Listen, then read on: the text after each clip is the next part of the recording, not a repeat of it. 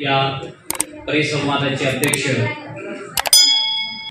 माननीय महेश सर या विचारपीठावर उपस्थित असणारे आमच्या भगिनी, आजच्या या परिसंवादामध्ये जो काही विषय या ठिकाणी दिलेला आहे की संत नामदेव महाराज यांच्या अभंगातून सामाजिक प्रबोधन। खरं तर वेळेची कमतरता असल्यामुळे आयोजकांनी अगोदर सांगितलंय की अवघ्या 7 ते 8 मिनिटांमध्ये आपल्याला आपले विचार या ठिकाणी मांडायचे आहेत।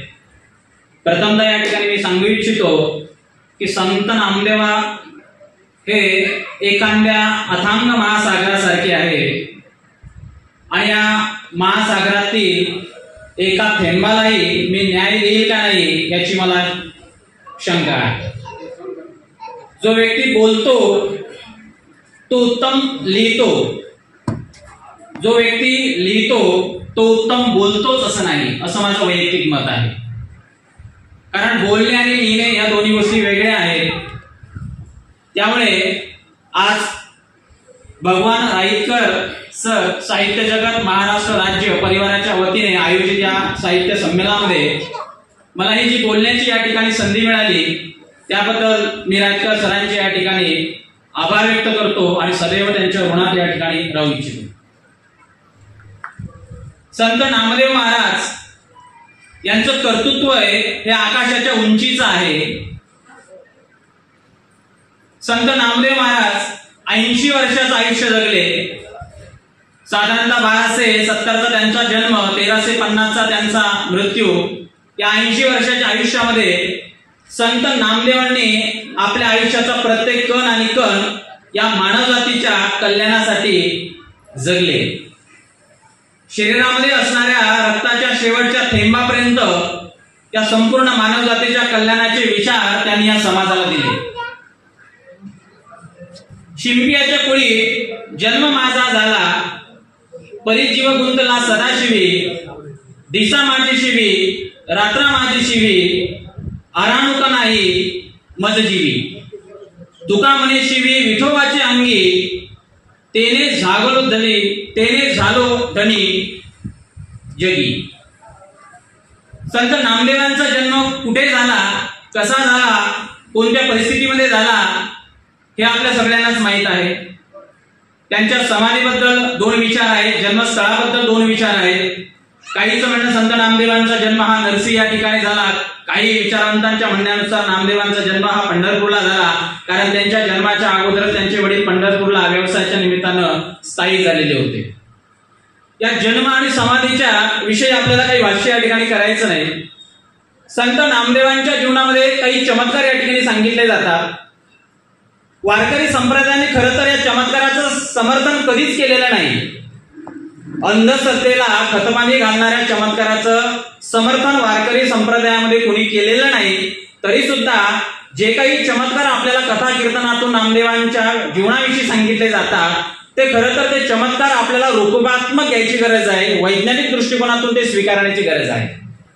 की पहिला चमत्कार आपल्याला नामदेवांच्या जीवनाविषयी सांगितला जातो की संत नामदेवांच्या हाताने विठ्ठलाने नैवेद्य खाल्ला आणि मग संत नामदेव दररोज विठ्ठलाला जेवू घालायचे हे आपल्याला या ठिकाणी सांगितले जाते। परंतु त्या सदर चमत्काराचं खंडन संत नामदेवांनी एक स्वतः अभंग रचून या ठिकाणी त्याचं खंडन केलेलं आहे की पाषाणाचा देव बोलीची ना कधी, हरिभव व्याधी केवी घडे, दगडाची मूर्ती मानिला ईश्वर, परितो साचार देव भिन्न। दगडाचा देव इच्छा पूर्वीत, तरिका भंगत आघाताने, पाषाण देवाची करीती जे भक्ती, सर्वस्व मुक्ती मूढपणे। प्रस्तराचा देव बोलत भक्ता ते, सांगत ऐकत मूर्ख दोघे। आणि मग सांगणाराही आणि ऐकणारे, जसे की विठ्ठल सांगतोय, विठ्ठल बोलतोय आणि मी ऐकतोय, अशा पद्धतीनं देव बोलतो असं म्हणणाराही मूर्ख आणि ऐकणाराही मूर्ख, असं संत नामदेवांनी प्रस्तुत अभंगातूनच त्या चमत्काराचं खंडन या ठिकाणी केलेलं आहे। खरं तर हे आपल्याला एक वैज्ञानिक दृष्टिकोनातून घ्यावं लागेल। एखाद्या गोष्टीसोबत जेव्हा आपण सतत बोलतो तेव्हा ती वस्तू आपल्या नजरेसमोर व्यक्त होते। आपण सर्वस्व अर्पण करून जेव्हा त्या एखाद्या गोष्टीला स्वाधीन होतो, समर्पित होतो, तेव्हा साक्षात ती गोष्ट सुद्धा आपल्यासोबत बोलण्यासारखी होते आणि म्हणून विठ्ठल सुद्धा नामदेवांसोबत त्या अद्वैताच्या भावनेने बोलत होते. हे आपल्याला त्या चमत्कारातून घेता आलं पाहिजे. म्हणजे अंधश्रद्धेला खतपाणी घालणारा विचार हा आपण त्या चमत्कारातून कदापि घेता कामा नये. तो वैज्ञानिक दृष्टिकोनातून आपण स्वीकारला पाहिजे, तो रूपकात्मक आपण स्वीकारला पाहिजे, तो अद्वैताचा सिद्धांत आपण या ठिकाणी स्वीकारला पाहिजे. खरं तर नामदेवांची एक गमतीशीर अशी प्रार्थना आहे की नामदेवांनी 100 कोटी अभंग रचनेची प्रतिज्ञा केली होती. त्याची एक पार्श्वभूमी अशी आहे की चंद्रभागेच्या तीरी नामदेवांनी वाल्मिकीने शतकोटी ग्रंथ केले असं ऐकलं होतं.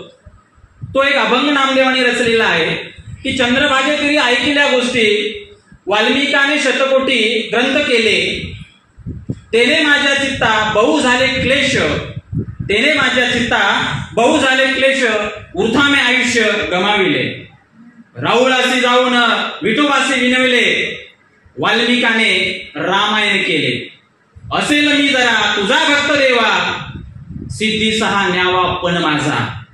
देवा, मी जर तुझा खरा भक्त असेल तर मला सुद्धा वाल्मिकीसाठी 100 कोटी ग्रंथ लिहायचे, अभंग लिहायचे आहेत तुझे. आणि मग मी जर तुझा खरा भक्त असेल तर हा पण माझा सिद्धीच तुम्ही न्या. नंतर नामदेव या ठिकाणी म्हणतात, शतकोटी तुझे करीन मी अभंग, नामा मने पांडुरंगा एक नाम्या. जेव्हा संत नामदेवांनी पांडुरंगाच्या मंदिरामध्ये जाऊन 100 कोटी अभंग लिहिण्याची प्रतिज्ञा केली, तेव्हा साक्षात विठ्ठल म्हणतात, अरे नामे ऐक, तया होती आयुष्याची वृद्धी, आताची अवधी थोडी असे. कारण त्या काळी माणसं खूप जगायचे, 100 2 वर्ष 3 वर्ष जगायचे. आता तेवढं आयुष्य नाही नामा, आणि 100 कोटी अभंग लिहिण्याची तू ही प्रतिज्ञा करतोय, ही काही शक्य जाणारी नाही. त्यावर नामदेव या ठिकाणी म्हणतात, नामा म्हणे जरी न होता संपूर्ण, जिव्हाळा उतरीन तुझं पुढे. जर हे 100 कोटी अभंग लिहिण्याची प्रतिज्ञा जर माझी पूर्ण झाली तर ही जीभ छापून तुझ्या चरणी मी अर्पण करीन देवा, पण मला 100 कोटी अभंग लिहायचे. हे 100 कोटी अभंग लिहिण्याचं भूत नामदेवाच्या मानकुटीवर जे बसलं ते संत तुकारामांच्या काळापर्यंत उतरलं आहे. संत तुकारामांनी सुद्धा एक अभंग लिहून ठेवलेला आहे, नामदेवे स्वप्ना माझे आले, नामदेवे स्वप्ना माझे आले, विठ्ठला घेऊन सांगावे. म्हणजे त्यांनी सांगितलं, करावे कवित्व, वावगे उभे बोलू नये, की तुम्ही कवित्व करा, उरलेले जे काही शतकोटी अभंग राहिलेले आहेत ते तुम्ही पूर्ण करा. असं विठ्ठलाच्या स्वप्नात जाऊन सुद्धा त्या ठिकाणी नामदेवांनी तुकारामांना उपदेश केला. आणि मग उरलेले अभंग तुम्ही पूर्ण करण्याचं हे नामदेवांनी तुकारामांना सांगितलं त्यांच्या स्वप्नात जाऊन. मला या जातीची पाळमुळं किती खोलवर दडलेली आहे, किती रुजलेली आहे भारतीय समाजामध्ये, व्यवस्थेमध्ये, हे मला या ठिकाणी सांगावंसं वाटतंय.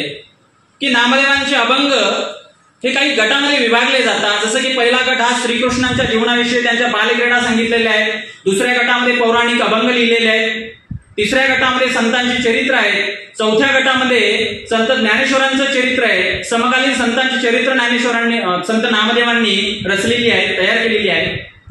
पाचवा जो गट आहे तो भावात्मक आहे, 6वा गट आहे तो आध्यात्मिक आहे, 7वा गट आहे जो आत्मचरित्रात्मक आहे. त्या आत्मचरित्रात्मक अभंगामध्ये संत नामदेव या ठिकाणी सांगतात की जी जातीची अवहेलना संत नामदेवाला त्या ठिकाणी सहन करावी लागली, त्यावर नामदेवांनी एक सुंदर अभंग लिहिला आहे की निश्चळ जागेवरी उगवली तुळशी, निश्चल जागेवरी उगवली तुळशी, अपवित्र तयासी म्हणू नये, अपवित्र तयासी म्हणू नये. त्यानंतर ते पुढे म्हणतात, दाशिया पुत्र आले राज्यपद, उपमा मागील देऊ नये, काक विष्टे माझी जन्मे जो पिंपळ, अमंगळ तया म्हणू नये, नामा म्हणे मी जातीचा शिंपी, जातीची उपमा देऊ नये. अरे मला जातीची उपमा देऊ नका.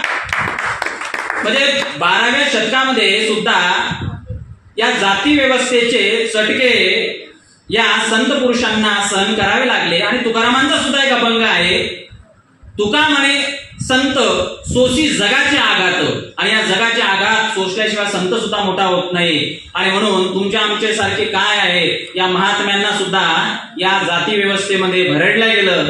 संन्याशाची पोरं म्हणून संत ज्ञानेश्वरांना आणि त्यांच्या भावंडाला त्या ठिकाणी हिनवलं या समाजाने. भिक्षेसाठी जेव्हा दारोदारी संत ज्ञानेश्वर जायचे तेव्हा पीठ समजून त्यांच्या ओंजळीमध्ये कुणी वाळू टाकायचं, कुणी राग टाकायचं, एवढ्या अवलन्या संतांना त्या ठिकाणी सहन कराव्या लागल्या. की 1291 या सर्व संतांची भेट झाली. संत नामदेव, संत ज्ञानेश्वर, निवृत्तीनाथ, सोपानकाका, मुक्ताबाई, गोरोबा, चोखामेळा, सावतामाळी हे सर्व समकालीन संतांनी एक विचार मांडला की आपण तीर्थयात्रा केली पाहिजे. प्रारंभी त्या तीर्थयात्रेला संत नामदेवांनी विरोध केला की माझे तीर्थ प्रभूचे चरण, माझे तीर्थ जे पांडुरंगाचे चरण आहे, हे पंढरपूरच माझं सगळं तीर्थ आहे, मला काही कुठे तीर्थाला जाण्याची गरज नाही. परंतु सगळ्या संतांच्या विनवणीवरून त्या ठिकाणी तीर्थयात्रेला नामदेव जाण्यास तयार झाले. दक्षिण भारत, उत्तर भारत त्या ठिकाणी फिरले आणि जेव्हा औढ्यास ही तीर्थयात्रा आली तेव्हा त्या ठिकाणी संत नामदेव हे सिंपी जातीमध्ये जन्माला आले, अस्पृश्य जातीमध्ये जन्माला आले, म्हणून तेथील तत्कालीन कालखंडातील त्या पुजाऱ्याने संत नामदेवांना त्या ठिकाणी कीर्तन करण्यापासून रोखलं. त्यावर एक हिंदी सुंदर रचना नामदेवांनी लिहिलेली आहे. आणि मग त्या ठिकाणी नामदेव म्हणतात, हीन दीन जात मेरी पंढरी के राया, ऐसा तूने नामादरजी काय को बनाया. खेद व्यक्त केला संत नामदेवांनी की भगवंता मला तू या हीन जातीमध्ये काय जन्माला घातला, मला उंचवर्णीय जातीमध्ये काय जन्माला घातला नाही की तुझ्या भक्तीला अडसर ठरला नसता. हीन दीन जात मेरी पंढरी के राया, ऐसा तूने नामादरजी काय को बनाया, टाळ बिना लेकर नामा मंदिर में आया, पूजा करने ब्राह्मण ने बाहर ढकलाया, मंदिर के पीछे नामा अलग पुकारे, जिधर जिधर नामा उधर देऊळ ही फिरे, जिधर जिधर नामा उधर देऊळ फिरे. आणि फार अप्रतिम एक मास्टर लाईन ज्याला आपण म्हणू, त्यामध्ये संत नामदेव म्हणतात, नाना वर्ण गवा उनका एक वर्ण दूध. अरे नाना रंगाच्या गायी आहेत, गायीचे अनेक रंग आहेत, पण त्या सगळ्या गायी मात्र पांढऱ्या रंगाचं दूध देतात बरं का. नाना वर्ण गवा उनका एक वर्ण दूध, तुम कहा के ब्राह्मण, हम कहा के शूद्र. अरे तुम्ही कुठले ब्राह्मण आहात, आम्ही कुठले शूद्र आहोत. ज्याप्रमाणे या तुमच्या आमच्या सर्वांच्या रक्तामध्ये, आपण जरी वेगवेगळ्या जाती धर्माचे असो तरी आपल्या रक्तांमध्ये धावणारं रक्त हे लाल रंगाचंच आहे. आणि म्हणून नामदेव म्हणतात, नाना वर्ण गवा उनका एक वर्ण दूध, तुम कहा के ब्राह्मण, हम कहा के शूद्र. तन मेरा सुई, मन मेरा धागा, खेचर जी के चरण में ये नामा शिंपी लागा. अरे या खेचरजीच्या चरणामध्ये हा नामा शिंपी झुकला आहे. माणूस ज्ञानाने मोठं होत आहे, कर्तृत्वाने मोठं होत आहे, त्याला जातीच्या चौकटी लावून तुम्ही बंदिस्त करू शकत नाही. आणि म्हणून नामदेव महाराजांनी धर्म लोकांकडे घेऊन गेले. नामदेव महाराजांनी कीर्तन वाळवंटात नेलं. जो देव मंदिरामध्ये बंदिस्त होता तिथून संत नामदेवांनी कीर्तन वाळवंटात नेलं असं म्हटलं जाते. म्हणजे हा धर्म आणि हा देव संत नामदेवांनी लोकांपर्यंत घेऊन गेला. आणि पायात चाळ घालून नाचू कीर्तनाची रंगी, ज्ञानदीप लावू जगी, या वृत्तीने संत नामदेवांनी कीर्तन केलं. खरा देव लोकांना समजून सांगितला की गाडगे बाबा सुद्धा म्हणायचे, अरे देव देवळात नाही, देव दगडात नाही, देव शोषितात आहे, या दीनदुबळ्या वंचित लोकांमध्ये देव आहे. तो देव सांगण्याचा, धर्म काय असतात, भक्ती काय असते, हे सगळं सांगण्याचा प्रयत्न संत नामदेवांनी या ठिकाणी केला. तसं तर संत नामदेवांचे अभंग हे समाजाच्या सर्वच घटकांना स्पर्श करणारे आहेत. की असा एकही घटक त्या ठिकाणी सुटला नाही की ज्याच्यातून संत नामदेवांनी आपले विचार व्यक्त केले नाही. त्यांनी तीर्थदानाविषयी त्या ठिकाणी विचार मांडले, त्यांनी गोंदूबाबाविषयी त्या ठिकाणी विचार मांडले, समाजामध्ये केली जाणारी निंदा असेल त्या निंदेविषयी त्यांनी विचार मांडले, अभंग रचले, समाजाला उपदेश केले. अहो, जे तीर्थाचं पेव सध्या सुशिक्षित लोकांमध्ये फुटलेला आहे की सुशिक्षित व्यक्तीचा समाज मनावर हा अत्यंत प्रभाव पडत असतो. एखाद्या अडाणी व्यक्तीने एखादं काम केलं ते भलेही अंधश्रद्धेला खतपाणी घालणारं असेल, परंतु त्याकडे लोक काही फार महत्व देत नाही. पण तुमच्या आमच्या सारख्याने जर अंधश्रद्धेला खतपाणी घालणारं काम जर केलं तर याचा समाज मनावर फार घातक अशा प्रकारचा आणि दुर्गामी अशा प्रकारचा परिणाम पडत असतो. आणि मग या तीर्थाविषयी नामदेवांनी लिहून ठेवलं की स्वतःला आधुनिक बनवणारे आम्ही आणि या तीर्थयात्रेमध्ये किती गुंतलेलो आहे हे संत नामदेव या ठिकाणी सांगतात, एका अभंगातून सांगतात. काय करूनी तीर्थाटने, काय करूनी तीर्थाटने, मन भरिले अवगुणे, काय करावे तप, चित्ती नाही अनुताप, मन संकल्पाची पापे, न जाती तीर्थाची नि बापे, नामा म्हणे सर्व सोपे, पाप जाय अनुतापे. अरे चालता बोलता विठ्ठलाचं नाव घे, चालता बोलता पांडुरंगाचं नाव घे, चालता बोलता त्या केशीराजाचं नाव घे, काम कोणतंही कर, पण त्या देवाला विसरू नको. तुझं सगळं मनातलं त्या पाप त्या ठिकाणी नाहीसं होईल. तुला कुठेही तीर्थाला जाण्याची गरज नाहीये. आमच्या राष्ट्रसंत तुकडोजी महाराजांनी सुद्धा सांगितलेलं आहे की राष्ट्रसंत तुकडोजी महाराज म्हणतात, घे घे हरिनाम घे माया सारी सोडून दे, घे घे हरिनाम घे माया सारी सोडून दे, हात लावणी नशिबाला तू रडतो ठाई ठाई, तू म्हणशील पैसा अडका तो इथेच राहील सडका, तू म्हणशील पोरदार हे तुझ्या मागचे चोर, तू म्हणशील घरदार तुझे घर स्मशानात गावाबाहेर. म्हणजे हरिनाम घेण्याचा आमच्या सगळ्या संतांनी तेच सांगितलेलं आहे की संसार नाकारला नाही. आमच्या संतांनी संसार करून परमार्थ सांगितला. ईश्वर हा कुठेही शोधण्याची गरज नाही, तो सारासार आहे. म्हणजे संत नामदेवांना जे गुरु मिळाले विसोबा खेचर, की विसोबा खेचर अशा अवस्थेमध्ये संत नामदेवांना दिसले की त्यांचे पाय त्या महादेवाच्या पिंडीवरती होते. नामदेवाला थोडं असं वेगळं वाटलं की हा काय माझा गुरु होणार आहे, याला देव समजत नाही, याचे पाय महादेवाच्या पिंडीवर आहे. नामदेव तिथून माघारी फिरले. विसोबांनी आवाज दिला, नाम्या काय झालं? अहो तुम्हाला समजत नाही म्हणाले, तुम्ही झोपलेले आहात, तुमचे पाय पिंडीवरती आहेत, महादेवाच्या पवित्र पिंडीवरती आहेत. त्यावर विसोबा खेचर म्हणाले की मग माझे पाय अशा ठिकाणी ठेव जिथे देव नाही, जिथे देवाचं अस्तित्व नाही. मग त्या ठिकाणी नामदेवांनी विसोबा खेचरांचे पाय उचलले, असे बाजूला ठेवण्याचा प्रयत्न केला आणि तिथे पिंड निर्माण झाली. म्हणजे ही रूपकात्मक घ्यायचं, आपल्या चमत्कार म्हणून घ्यायचं नाही. म्हणजे आपल्या सगळ्या नामदेवापासून तर गाडगे बाबापर्यंत, तुकडोजी महाराजापर्यंत यांनी ईश्वर सांगितला. तो ईश्वर या सृष्टीच्या कणाकणामध्ये आहे. त्याचं अस्तित्व कोण्या मंदिरामध्ये नाही, तो मंदिरामध्ये बंदिस्त केला जाऊ शकत नाही. आणि मग सर्वभूती ईश्वर हा उपदेश त्या ठिकाणी संत नामदेवांना झाला. आणि मग त्या ठिकाणी सृष्टीमध्ये सगळीकडे ईश्वर, अशी एकही जागा नाही की जिथे ईश्वर नाही. और राजस्थान मधील एक प्रसंग आहे. सगळी तीर्थयात्रा करून सगळं संत मंडळी राजस्थानमध्ये गेली असता, राजस्थानमध्ये पाण्याचं दुर्भिक्ष आहे. संत नामदेवांना तहान लागली, ज्ञानेश्वरांना तहान लागली. वाटेत एक विहीर होती, विहिरीमध्ये तळाला गेलेलं पाणी होतं.